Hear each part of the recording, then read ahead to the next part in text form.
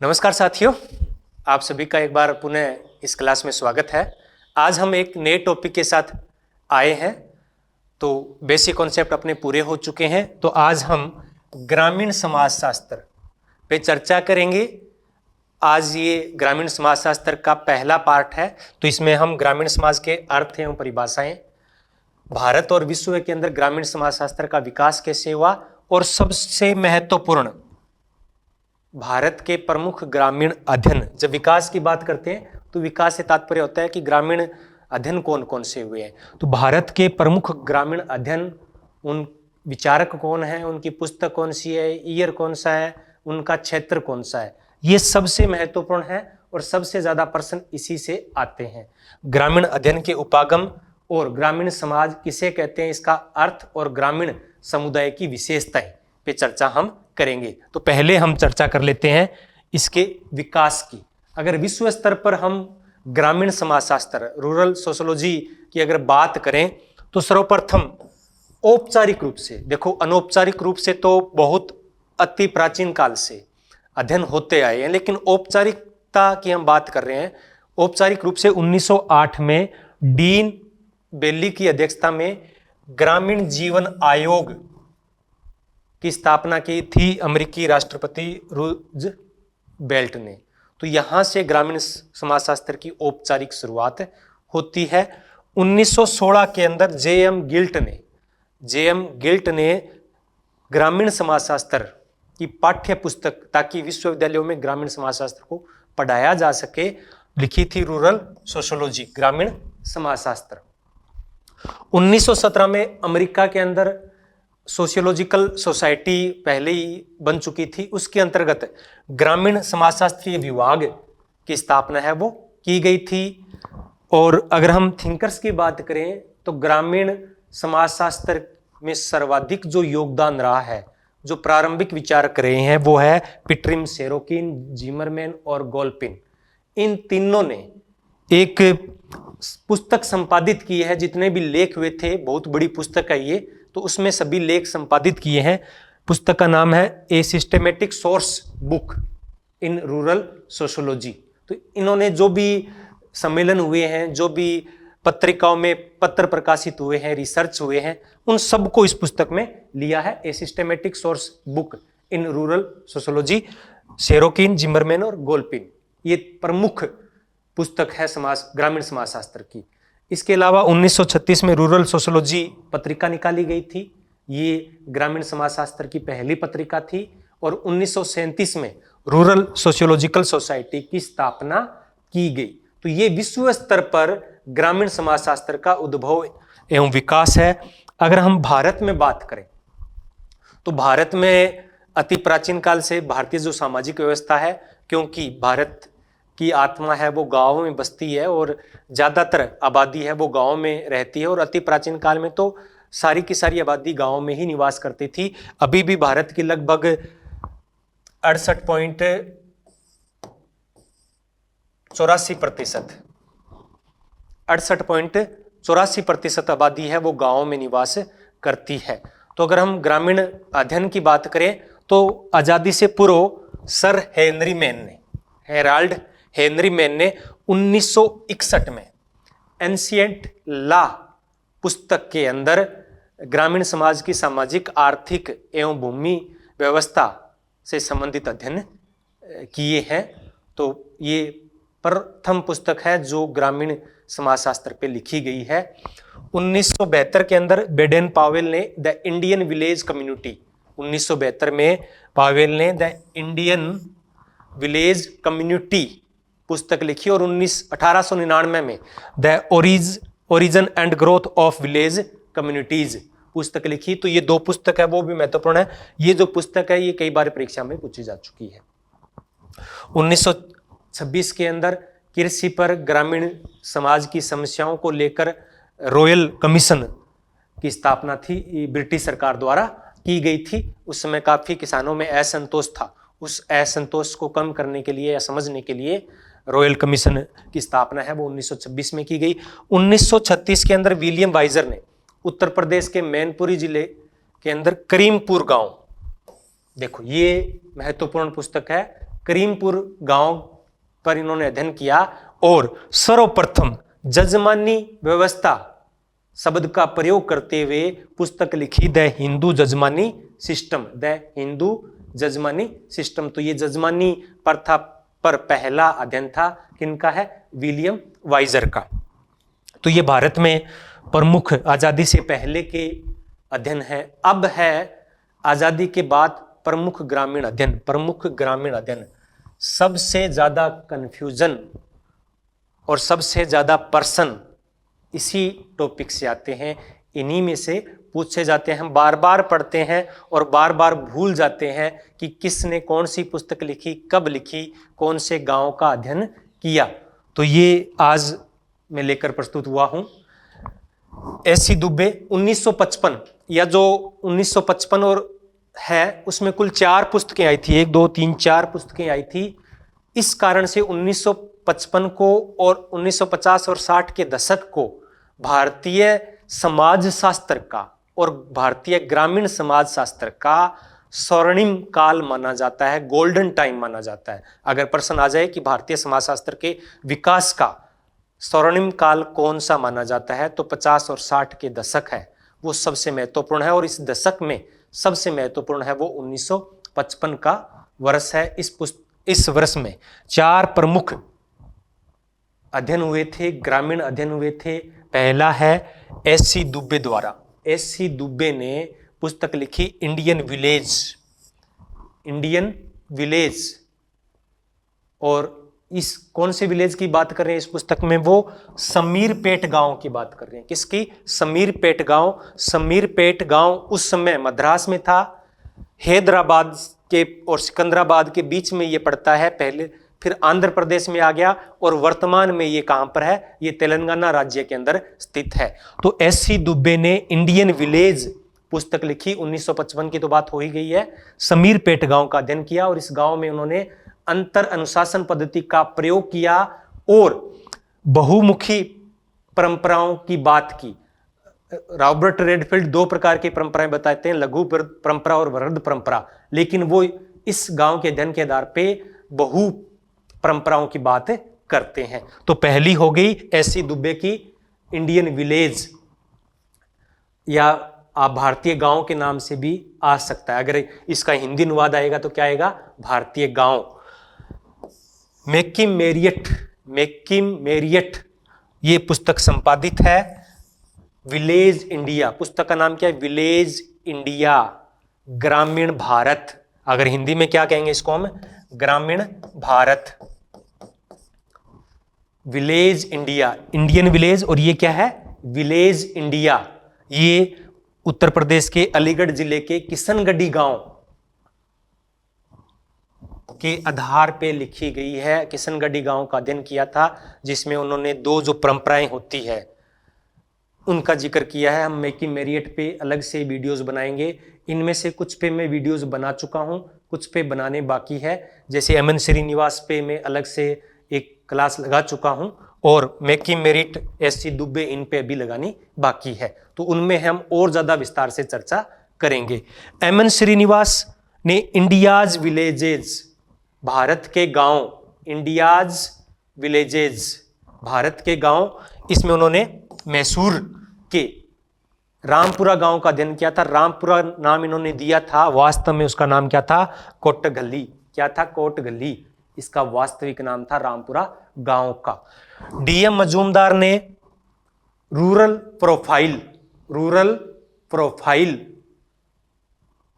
पुस्तक लिखी उत्तर प्रदेश के मोहना गांव के अध्ययन के आधार पर। तो ये चारों पुस्तकें वो 1955 में आई थी और चारों के चारों महत्वपूर्ण है। S C. Dube Indian village, McKim Marriott village India, M N. Srinivas villages India, sorry India's आज विलेजेज, और एक पुस्तक और आई थी इनकी, रिमेंबर्ड विलेज। एक पुस्तक और कौन सी थी? रिमेंबर्ड विलेज, यादों से रचा गया गांव। और डी.एम. मजूमदार की है रूरल प्रोफाइल। एस.सी. दुबे की पुस्तक है इंडियाज चेंजिंग विलेजेज, 1958 में। ये कब आई है? 1958 में इंडियाज चेंजिंग विलेजेज। ये पुस्तक है, इन्होंने जो सामुदायिक विकास योजना शुरू की गई थी 1952 में। 1952 में कौन सी योजना शुरू की गई थी? सामुदायिक विकास योजना। उस योजना के विश्लेषण के लिए ये पुस्तक लिखी है और उसके आधार पर ये पुस्तक लिखी है। ये अंतर अनुशासन पद्धति है। ये जो अध्ययन है इंडियन विलेज का, ये संरचनात्मक प्रकार्यात्मक अध्ययन है। आगे है डीएम मजूमदार। डीएम मजूमदार ने एक पुस्तक और लिखी है, caste and communication in an Indian village. एक भारतीय गांव में कास्ट एंड कम्युनिकेशन, ये पुस्तक लिखी गई थी 1958 में। इस पुस्तक में इन्होंने कहा कि गांव केवल एक समुदाय नहीं है, बल्कि गांव क्या है?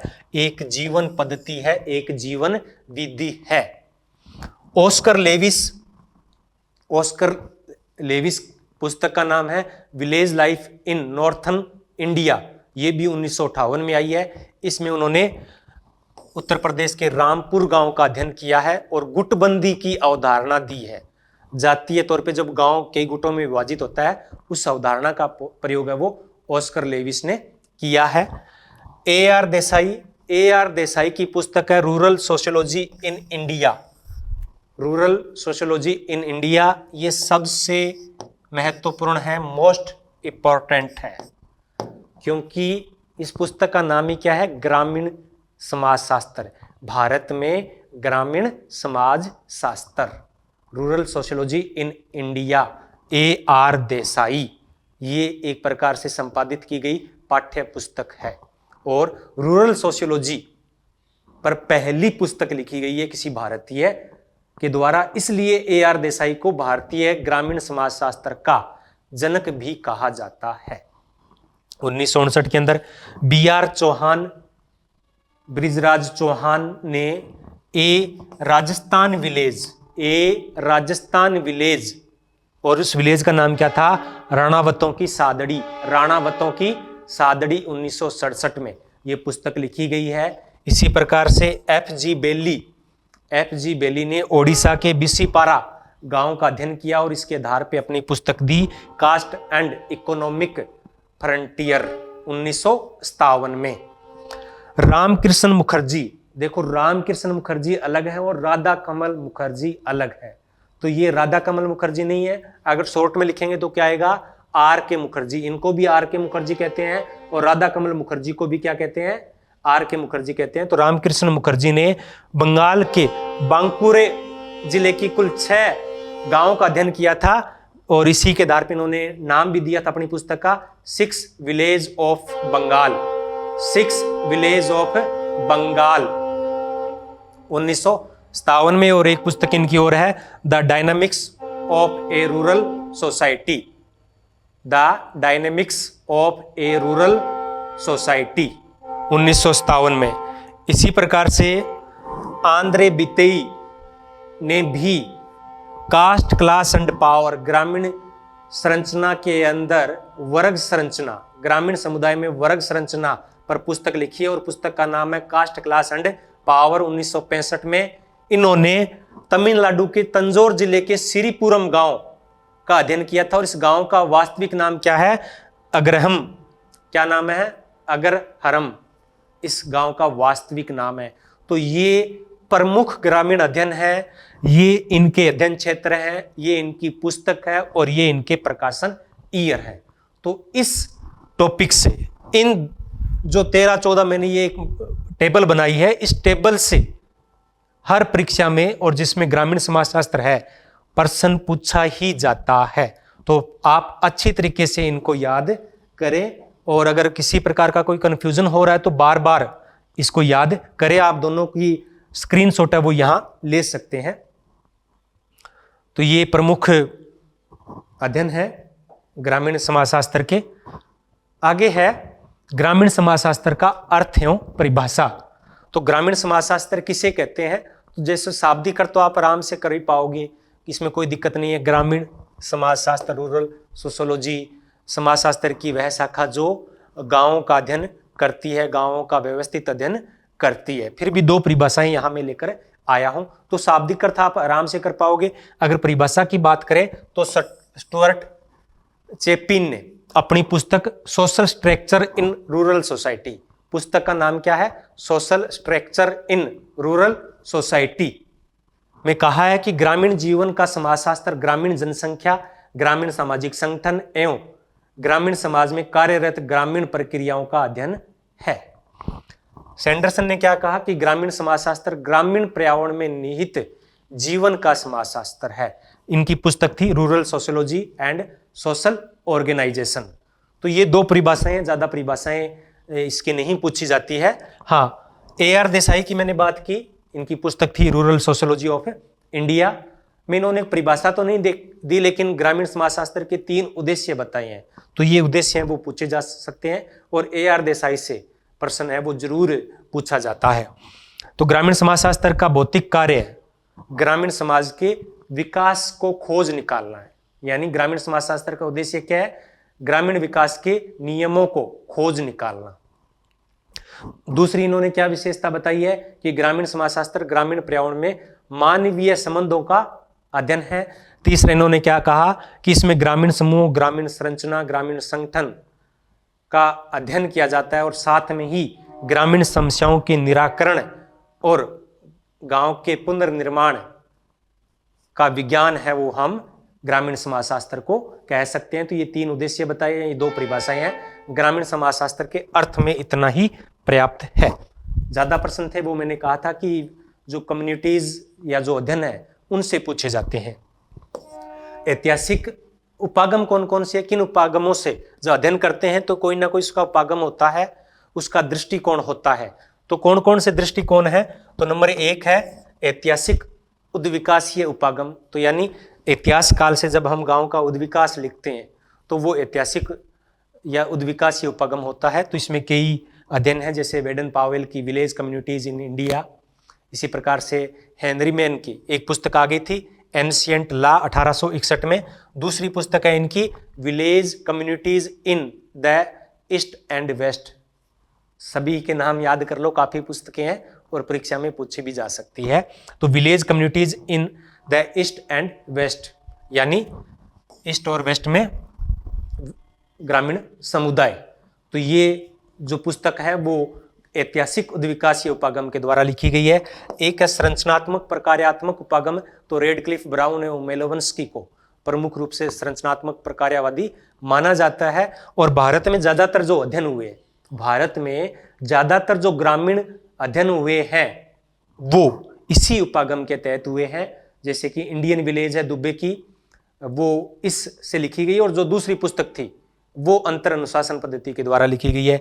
MN श्रीनिवास की पुस्तकें हैं, मैकी मेरियट की पुस्तक है। तो ये क्या होता है कि गांव की संरचना को, जैसे हिंदू जजमानी सिस्टम है, तो ये सारी की सारी अध्ययन है वो क्या है? संरचनात्मक प्रकार्यवादी उपागम है। हाँ, AR देसाई ने मार्क्सवादी उपागम का प्रयोग किया है। AR देसाई क्या है? मार्क्सवादी सामाजिक विचारक माने जाते हैं। एक है अंतर अनुशासन पद्धति, जो हम इसमें क्या होता है कि अलग अलग विषयों के विशेषज्ञ एक साथ अध्ययन करते हैं, और जिसकी चर्चा हम कर चुके हैं। ऐसी दुबे की इंडियाज चेंजिंग विलेजेस में उन्होंने इस उपागम का प्रयोग किया है। एक उपागम है तुलनात्मक उपागम, तुलनात्मक अध्ययन करना, 2 गांवों के बीच में तुलनात्मक अध्ययन करना। तो ऑस्कर लेविस ने मेक्सिको के टपोलान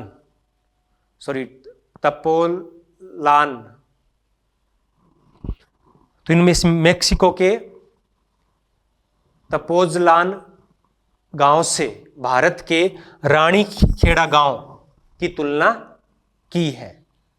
इसी प्रकार से योगेश अटल ने चेंजिंग फ्रंटियर्स ऑफ कास्ट, ये एक 30 और अलग पुस्तक आई है, चेंजिंग फ्रंटियर्स ऑफ कास्ट में मध्य प्रदेश के खेरिया गांव की तुलना है वो राजस्थान के खेड़ी गांव से की है। इसी प्रकार से रामकृष्ण मुखर्जी ने 6 विलेज ऑफ बंगाल और KL शर्मा ने 6 विलेज ऑफ राजस्थान में तुलनात्मक अध्ययन किया है। तो ये तुलनात्मक प्रमुख अध्ययन है। इसी प्रकार से अगर कोई अध्ययन और होते हैं जिसमें 2 क्षेत्र या 2 गांवों की तुलना की है तो वो तुलनात्मक उपागम के तहत आएगा। अब बात करते हैं कि ग्रामीण समुदाय किसे कहते हैं। तो ग्रामीण समुदाय की एक छोटी सी परिभाषा यही होगी कि वह समुदाय अब इसमें क्या होता है, समुदाय हम पढ़ चुके हैं। समुदाय क्या होता है, एक निश्चित भौगोलिक क्षेत्र में रहने वाले व्यक्तियों का समूह होता है, तो उसे हम समुदाय कहते हैं। तो समुदाय कई प्रकार के होते हैं, जनजातीय समुदाय, ग्रामीण समुदाय, नगरीय समुदाय, एक सीमांत समुदाय होता है। तो ग्रामीण समुदाय क्या होता है, वह समुदाय जहां अधिकतर लोग कृषि कार्यों से तात्पर्य है कि मछली पालन भी हो सकता है या फिर और कुछ भी हो सकता है, पशुपालन भी हो सकता है, यानी कुल मिलाकर प्राथमिक कार्यों में संलग्न रहते हैं, तो उसे ग्रामीण समुदाय कहा जाता है। के.एन. श्रीवास्तव ने व्हाट इज रूरल इंडिया में ग्रामीण समुदाय को परिभाषित करते हुए कहा है कि एक ग्रामीण क्षेत्र वह है जहां पर लोग कृषि उद्योग में लगे हो, अर्थात वस्तुओं का प्राथमिक उपयोग प्रकृति के सहयोग से करते हैं। कृषि कार्यों में लगे हो यानी प्राथमिक उपयोग करते हैं प्रकृति के सहयोग से। लैंडिस ने ग्रामीण क्षेत्र की 3 बातें बताई है जो कि हम ज्यादातर जानते ही हैं कि प्रकृति पर प्रत्यक्ष निर्भरता होती है, इनकी आकार सीमित होता है और सदस्यों के बीच में घनिष्ठ और प्राथमिक संबंध होते हैं। तो ये ग्रामीण समुदाय की परिभाषाएं हैं। अब बात करते हैं ग्रामीण समुदाय की विशेषताएं। तो विशेषताएं भी आप लगभग जानते ही होंगे, इसमें से ज़्यादा प्रश्न नहीं आते हैं, 1-2 प्रश्न आएंगे वो मैं चर्चा करूंगा। तो ये लघु आकार होता है, यानी गाँव का आकार क्या होता है, छोटा होता है, जनसंख्या कम होती है, प्राथमिक संबंधों की प्रधानता होती है, सरल जीवन होता है, प्रकृति के साथ घनिष्ठ संबंध होता है और प्रकृति पे प्रत्यक्ष निर्भरता होती है।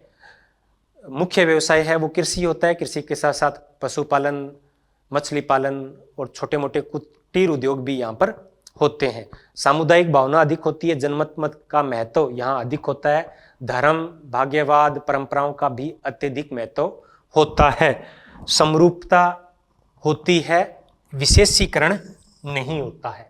समरूपता होती है, विशेषीकरण नहीं होता है। और जाति प्रथा, संयुक्त परिवार, स्त्रियों की निम्न स्थिति, जजमानी प्रथा, ये भारतीय गांवों की प्रमुख विशेषताएं हैं। ये तो सभी गांवों की विशेषताएं हैं, ये मुख्य रूप से भारतीय गांवों की विशेषताएं हैं, दुनिया में और जगह कम मिलती है। एक है आत्मनिर्भरता, प्रश्न यहां से आ सकता है, आत्मनिर्भर, इस पर विवाद भी रहा है। मेटकॉफ ने कहा है कि ग्रामीण समुदाय लघु गणतंत्र है। लघु गणतंत्र, गणतंत्र का मतलब होता है कि वो अपने आप में स्वतंत्र है, आत्मनिर्भर है, किसी दूसरे पे निर्भर नहीं है। तो ये रॉबर्ट रेडफील्ड की अवधारणा है। लघु समुदाय किनकी है, रॉबर्ट रेडफील्ड की। लघु समुदाय तो इन्होंने 4 विशेषताएं बताई है, विशिष्टता, लघुता, एकरूपता और आत्मनिर्भरता। ये ग्रामीण समाज की विशेषताएं हैं, यानी छोटे, लघु यानी छोटे समुदाय, लिटिल कम्युनिटी। तो ये 4 विशेषताएं हैं वो ग्रामीण समाजशास्त्र की। किसने बताई है, रॉबर्ट रेडफील्ड ने बताई है। तो ये प्रमुख विशेषताएं हैं। अगर हम भारतीय गांव के अध्ययन की बात करें तो एस.सी. दुबे ने भारतीय गांव को 2 प्रकार से अध्ययन किया है। एक, भारतीय गांव एक पृथक इकाई के रूप में, स्वतंत्र इकाई के रूप में। तो इसकी शुरुआत क्या से होती है कि व्यक्ति है नंबर 1, नंबर 2 पे परिवार आता है, फिर वंश समूह आ जाता है, फिर उपजाति आ जाती है, फिर जाति आ जाती है। यानी सबसे बड़ी इकाई क्या होगी, जाति होगी, जब हम इसको पृथक इकाई के रूप में देखते हैं। जब हम भारतीय गांवों को एक बड़े समुदाय के अंतर्गत एक छोटा समुदाय देखते हैं तो बड़ा समुदाय क्या हो गया, राष्ट्र हो गया, फिर गांव, प्रदेश हो गया, फिर जिला हो गया, फिर गांव हो गया, फिर जाति आती है, फिर परिवार आता है, फिर व्यक्ति आता है। तो ये एस.सी. दुबे ने 2 संदर्भ बताए हैं भारतीय गांवों को समझने के लिए।